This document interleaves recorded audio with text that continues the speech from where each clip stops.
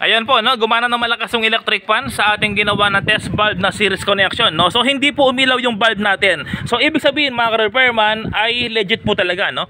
Ayan, so pakita natin na ito po yung series connection. Ayan, no, yung connection niya, series connection pa rin siya. Ayan, hindi po umilaw yung valve, no. Ibig sabihin safety po yung mga appliances ninyo. Halimbawa, meron kang ginagawang appliances, natatakot ka, baka ma-short, baka masunog, ay safety po ito. Kumbaga, kahit na short ang appliances na ginagawa mo, hindi masisira, no, or hindi masusunog. So, eto mga ka-repairman, no, ang tinatawag na test valve outlet. So, bali, paano gawin? Ito lang po, no, kuha tayo ng plug, ang plug, tapos, eto nga po, isang outlet, kahit 1 hanggang 3 gang okay lang, no? Tapos receptacle at ilaw. Ang tawag po rito ay incandescent, no? Incandescent valve. Yan, 100 watts po ito. Na nabibili sa mga hardware, 55 pesos lang. Ayan, no? 100 watts. So ito po yung mga ginagamit sa mga egg incubator. Ayan, no? So yung wire nilagay na natin para mas mabilis po tayo, no? Isang wire po dyan. Tapos yung isa naman dito. Okay, yung ilalagay sa kabila, ito yung ating valve. Ayan, ang ating plug, no? Ayan, so bali balatan natin. Safety po ito mga ka-repairman, no? So kahit na anong gawin nyo sa appliances, no, hindi masusunog, hindi masisira dahil nga po meron siyang series connection. Okay, so series connection po gagawin natin. Safety po ito. Ayan, no? So napakadali, no? Yung wire na to, ayan, diretso po dito. Tapos yung isang wire ng plug nagpunta po dito.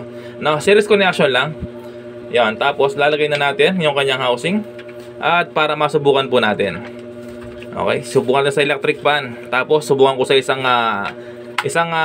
plug na shorted, na para masubukan natin kung ano pa yung mangyayari sa shorted na appliances. Ayan, so ganun lang po, no? Series connection po tawag dito. Ayan, tapos ito naman isang wire na nagpunta sa outlet at ito yung plug niya. Yung isang wire ng plug ay pupunta po dito sa receptacle, no? So series connection po tawag dito. So wala pong kahirap-hirap gawin. Okay, sa plug po ito, nalagay dito.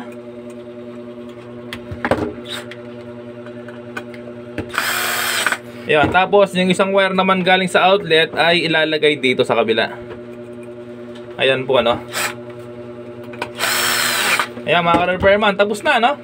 Ayan, tawag po dito ay series connection, no? Safe na safe po kayo. So ngayon, plug na natin, no? Sa 230 volts. Ayan, naka-plug na po siya, no? So tapos, subukan natin yung isang outlet na shorted, no? Ay plug, no? Plug po ito, shorted ko, no?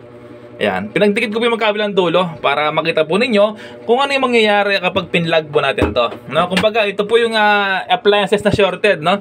Okay, so tape ko muna para hindi ko mahawakan. Ayun. So ngayon subukan natin, no? Lagyan ko ng bulb, 100 watts po ito. Incandescent po, no? Yung ginagawa sa mga incubator, egg incubator. Ayun. So ngayon subukan natin. Ito yung example ng isang appliances or plug na shorted, no? Ayan, shorted po talaga siya. Talagang sinadya akong pinandikit kung ano mangyayari. Ayan mga ka-repairman, no? Iilaw siya dahil nga po shorted ang ating bulb. Shorted yung ating plug. Okay, paano kung hindi shorted? Ano mangyayari sa ilaw? So eto nga po, no? Meron tayong charger. Eto, ano po to, no? Sa aking cordless charger. Ayan, ito yung battery niya. So ayan, subukan natin i-plug. Yan, umilaw po siya, no? Pero hindi umilaw yung bulb. Okay, tapos subukan natin. Ayan, mga ka-repairman, no? Ibig sabihin charging po. Ayan, no? Kumakarga po. Kumakarga yung ating battery. Okay, so i-test natin kung ilang volts to yung nilalabas niya. Hindi masisira ang appliances mo. Safe pong gamitin to, no? Ayan, test natin 250 volts sa AC.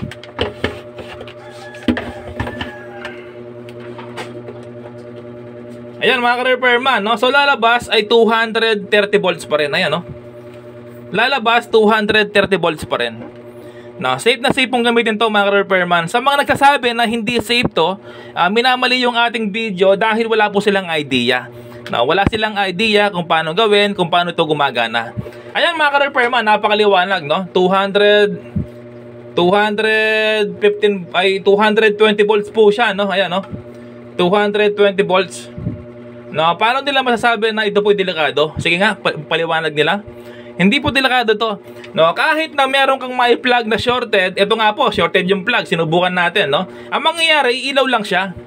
Okay, so subukan natin sa isang electric pan.